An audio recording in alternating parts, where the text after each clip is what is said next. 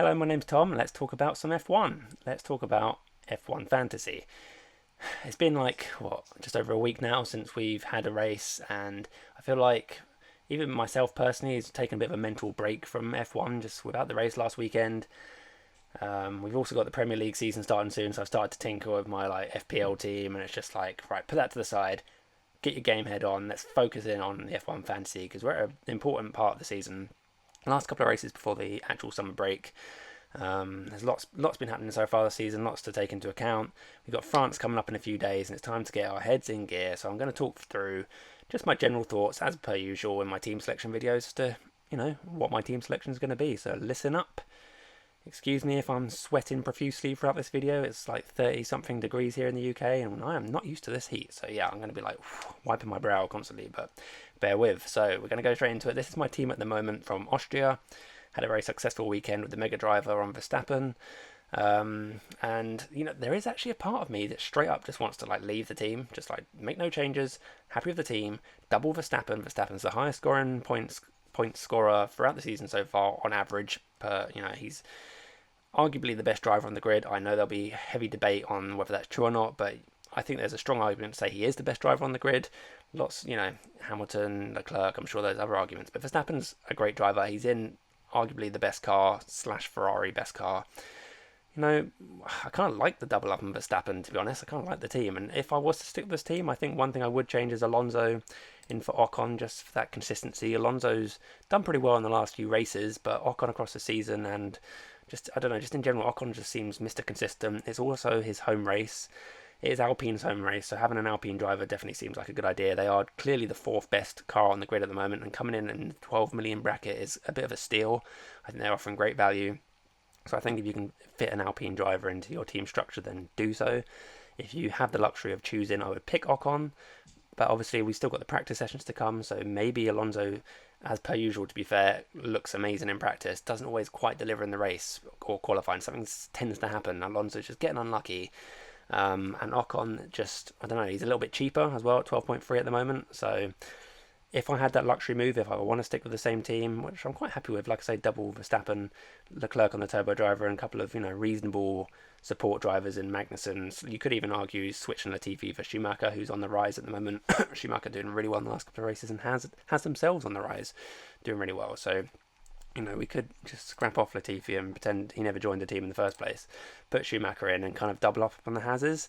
Does concern me slightly with that Ferrari engine, and it's going to be baking hot from what I understand in France. It's baking hot in the UK, and we're right next to France, so I expect it's going to be baking hot in France this coming weekend. Is that Ferrari engine going to live up to the heat? Can it survive the heat? I will say the Ferraris themselves do actually kind of tend to perform quite well in the heat. Looking at the temperatures, average temperatures from the races so far, the Red Bulls kind of seem to perform better in the cooler conditions. The Ferraris excel a bit more in the hotter conditions. Again, that is up to some debate, but I think in general that's kind of what's happened.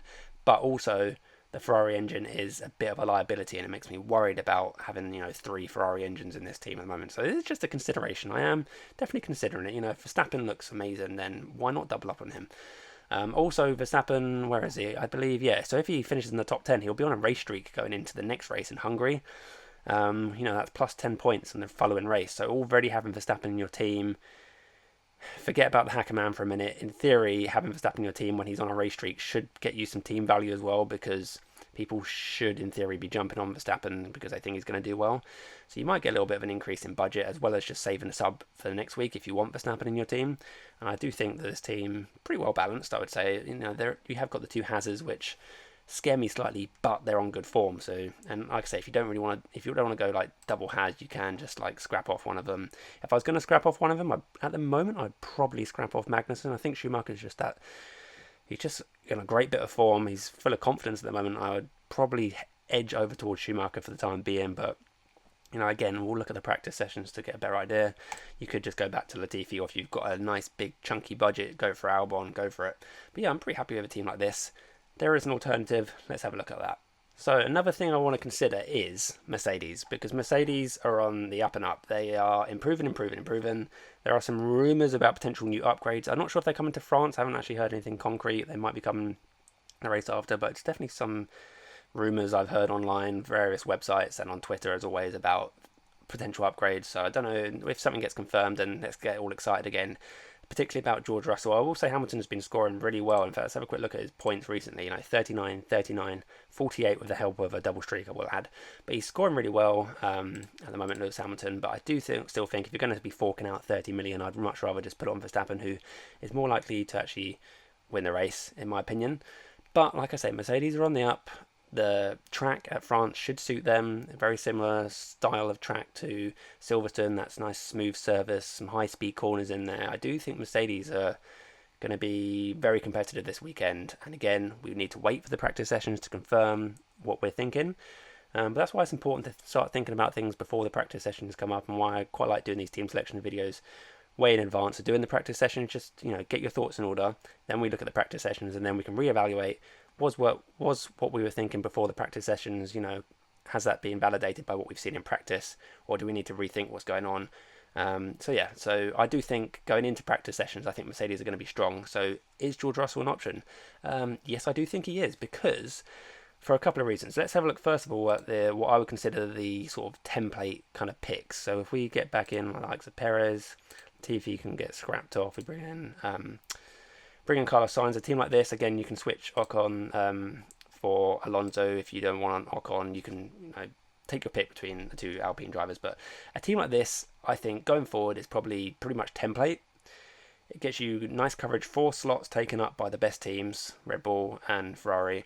It gets you that 4th place car in Alonso and a good backup sort of support driver in Schumacher. I love this team. However, Carlos Sainz is potentially taking a grid penalty.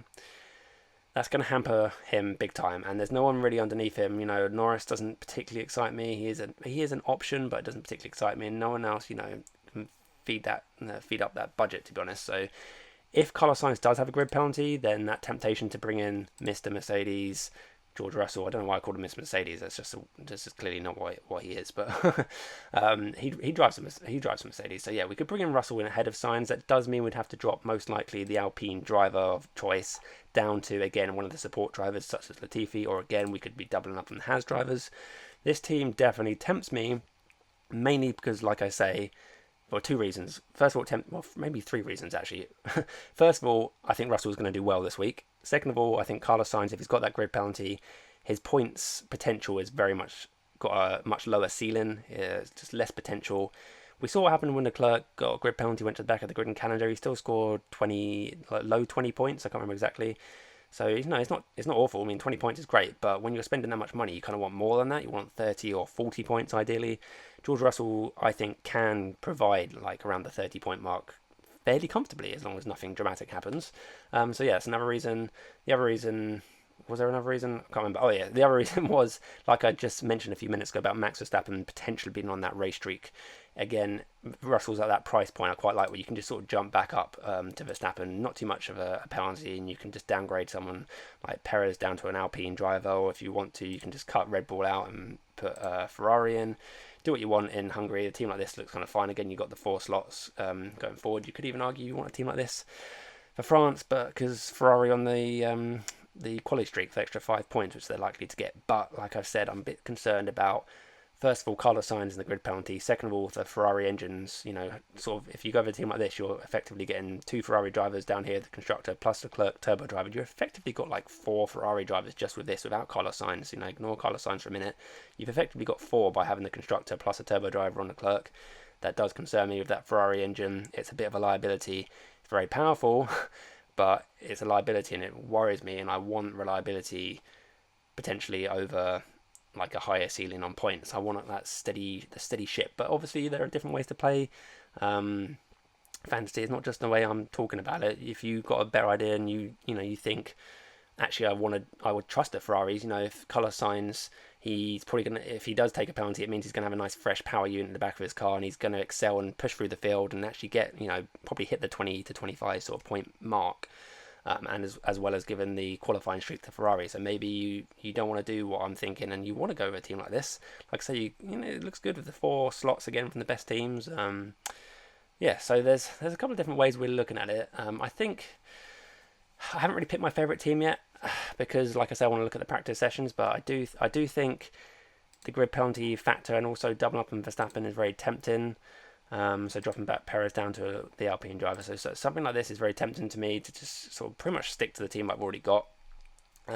Just leave the turbo driver on Leclerc. It all depends on what happens in practice sessions. Is Russell going to live up to it?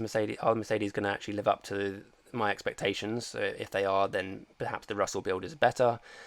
Are Red Bull leagues ahead of them? Which, they're a few weeks ago I was thinking, yeah, Red Bull are going to excel in on this track, but the Ferraris have closed the gap, especially in the long speed corners. There are a couple of long straights on this track, and initially I'd be thinking, oh yeah, Red Bull are just going to pull away, but Ferrari have definitely closed the gap in the high in the straights. So I do think Ferraris are definitely looking very competitive. Just they concern me for reasons already mentioned. The engine is a concern.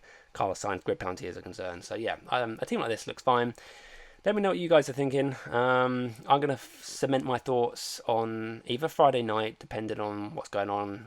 Don't know what I'm doing in the real world. I might be going out Friday night, so I might be doing my final thoughts video on Saturday morning. I'll see what's going on. But either way, I am going to do a final thoughts videos after the first and second practice session, which will give us a nice idea of where I'm sort of cementing my ideas. But those are the kind of thoughts I'm thinking of at the moment. Let me know as always what you guys think. I hope I haven't sweated into the camera too much in this video. Thanks very much, and I'll see you in a few days' time for my final thoughts going into France. Bye bye.